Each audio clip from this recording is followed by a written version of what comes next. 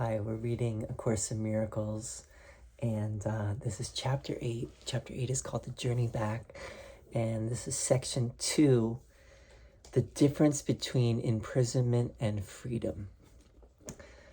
There is a rationale for choice.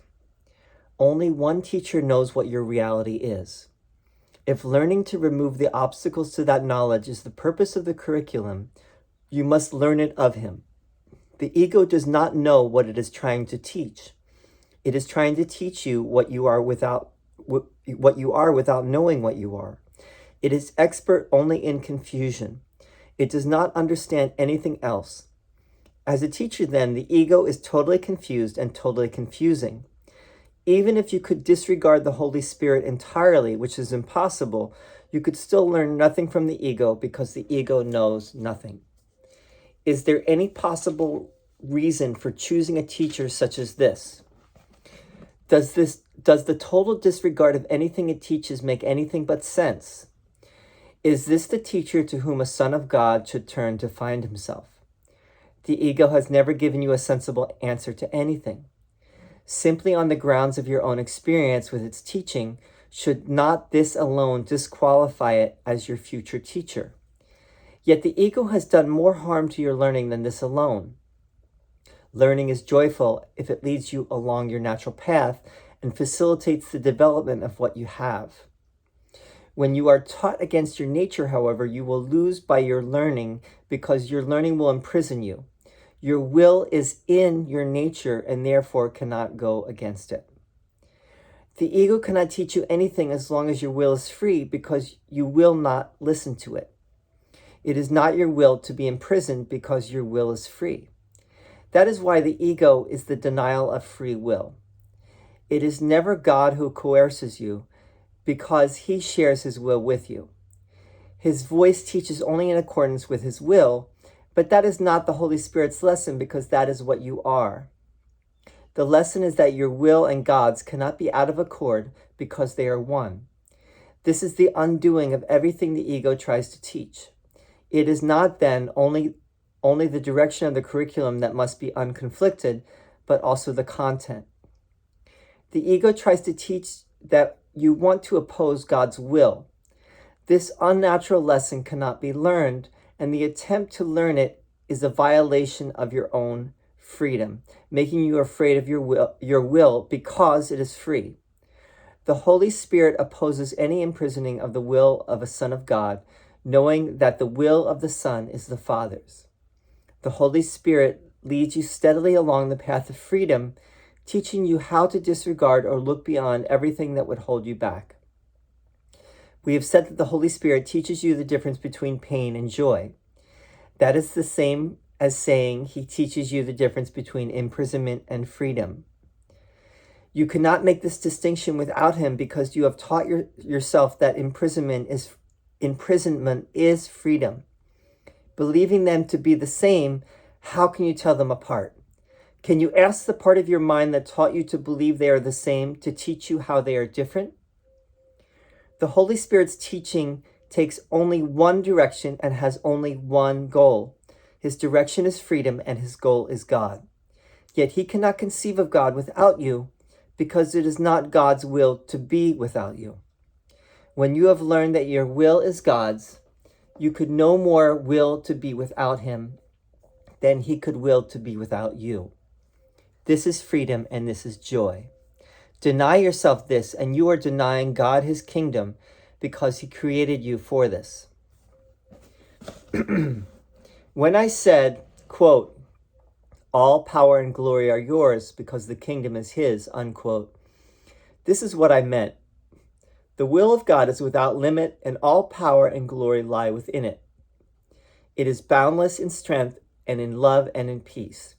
It has no boundaries because its extension is unlimited, and it encompasses all things because it created all things. By creating all things, it made them part of itself. You are the will of God because that is how you were created. Because your Creator creates only like himself, you are like him. You are part of him who is all power and glory and are therefore as unlimited as he is. To what else except all power and glory can the Holy Spirit appeal to restore God's kingdom? His appeal then is merely to what the kingdom is and for its own acknowledgement of what it is. When you acknowledge this, you bring the acknowledgement automatically to everyone because you have acknowledged everyone. By your recognition, you awaken theirs, and through theirs, yours is extended. Awakening runs easily and gladly through the kingdom in answer to the call for God. This is the natural response of every son of God to the voice for his Creator, because it is the voice for his creations and for his own extension. Okay. This section is the difference between imprisonment and freedom. So Jesus says, we have said that the Holy Spirit teaches you the difference between pain and joy. That was earlier, one of the earlier sections. That is the same as saying he teaches you the difference between imprisonment and freedom. You cannot make this distinction without him, meaning the Holy Spirit, because you have taught yourself that imprisonment is freedom. Meaning we have allied with the ego and we have bought into what the ego is selling, which is, as Jesus says, separation in all its different forms. And it's totally confusing and is, as long as we follow the ego, we will not be happy. We will be in pain. We will be imprisoned. And Jesus says our will is imprisoned. In reality, it's not, because he also says we are the will of God. It's essentially the same as saying we are really one with God. God created God created us like God's self. If we are created like God, then we are the same as God. We are equal. Now Jesus Jesus says that the only difference between us and God is that that God created us, we did not create God. Now, is that literal? Does he mean that literally? Or is that just a teaching device that he's using to help us? That is an open question. We'll keep that on the table for now as an open question. But the point being is that if our will is God's, our will cannot be imprisoned. If we are the will of God, we cannot truly be imprisoned. But we think that we are. This is the sticking point, is that we think, because we have allied with the ego, we think that we have made of God an unloving father, as Jesus says elsewhere in the Course. We have come into conflict with our own self, with our own will, by following the ego, and we think that God is out to get us, and that we think that guilt and sin and fear are very real, and are something that we really need to guard ourselves against, and do something about. Whereas if we are the will of God, we've always been free. Our will has always been free. That's the true meaning of free will. Because if we're the will of God, then that is the true meaning of free will. And the not so true meaning of free will is that we can choose other than that. And that's what Jesus is trying to get across. We don't have free will. Free will does not mean that you can establish the curriculum, right? The curriculum is already set in place. We do not have free will in that regard. We can only choose what we want to take at a given time, meaning that we can go at our own pace. And we do go at our own pace. We can choose to go into, it's all up to us, what we desire and what we choose. And if we're afraid, maybe we don't want to, we won't learn our lessons as quickly, but we'll still learn them. Well, and the time is an illusion, so it doesn't matter. We're still going to learn everything we need to learn. We can take our time, if we're having, to the extent that we are feeling okay in the illusion, then maybe we will take our time. And, it's like a lot of people say, well, I don't mind reincarnation. I don't mind coming back again and again. I would like to, so, and then there are those who are like, get me out of here. And I think in the section before this, Jesus says that, until you see the futility of the ego, until you see that the ego makes absolutely no sense, and that you do not want what it's offering to you, or it's trying to sell you, until that point, you won't really make that hard turn toward the Holy Spirit and towards what Jesus is trying to present here. The Course in Miracles, there are many learners, students of A Course in Miracles. I would say that the Course is also for those who are at that point. They've hit rock bottom, and the Course comes as a message of hope and the thing that will bring them back and help them to understand their infinite worth. I would say that's what it's done for myself. It's helping me in that regard. What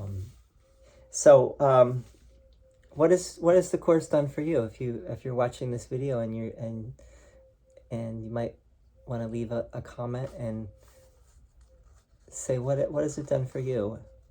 What miracles have happened that have changed your life or transformed your life?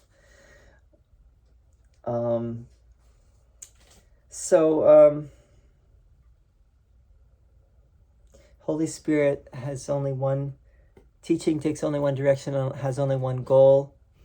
His direction is freedom and his goal is God. The ego is not so. It's like Krishna in the Bhagavad Gita says,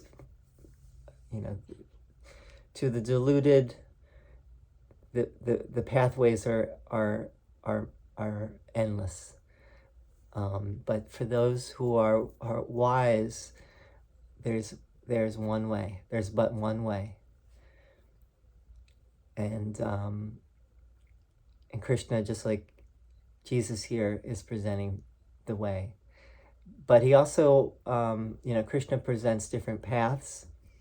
But ultimately, it will come down to the same thing. I think that's part of it, is that, ultimately all of the paths, the streams meet in the ocean, the rivers meet in the ocean. We are the power and the glory. So Jesus quotes a passage in the Bible. I don't know exactly where this is. It might be the Gospel of John. All power and glory are yours because the kingdom is his. The will of God is without limit, and all power and glory lie within it. It is boundless in strength and in love and in peace. It has no boundaries because its extension is unlimited, and it encompasses all things because it created all things. So it encompasses all things, it created all things are part of it, are part of God. Which is to say that the power and the glory are also yours. They are yours, they are mine, they are everyone's. One last thing here I will mention. Awakening runs easily and gladly through the kingdom in answer to the call for God. This is the natural response of every son of God to the voice for his creator. To what else except all power and glory can the Holy Spirit appeal to restore God's kingdom? His appeal then is merely to what the kingdom is and for its own acknowledgement of what it is. When you acknowledge this, you bring the acknowledgement automatically to everyone, because you have acknowledged everyone. So this is a fairly clear statement that how many people does it take to wake up? It only takes one. That is you. Right? It's all up to you. You and you and you and you, but really there's only one, That's the reality is there's only one Son of God. There, on this side of the veil, there are many sons of God, but the reality is there's only one Son, there's only one Father, and if the Father and the Son are one, and the Holy Spirit is one, this is where words fail us, because we cannot really talk about what it is. It's all leading to the experience. The experience goes beyond words. Words can only take you so far. Words are polysemous, meaning words have many meanings. That's why we can say the same. I could read that to you right now and it means one thing, and if you read it 5 years from now, it means something different, or you'd understand it at a deeper level. The words can be deceiving. Words can be confusing and can be in the way, but we still need words for this path. At least we need words to get beyond words. And so hopefully this little reading and discussion today has been helpful to you. Again, I would love your comments, and I'll see you next time. Section 3, which is the Holy Encounter. Okay, see ya.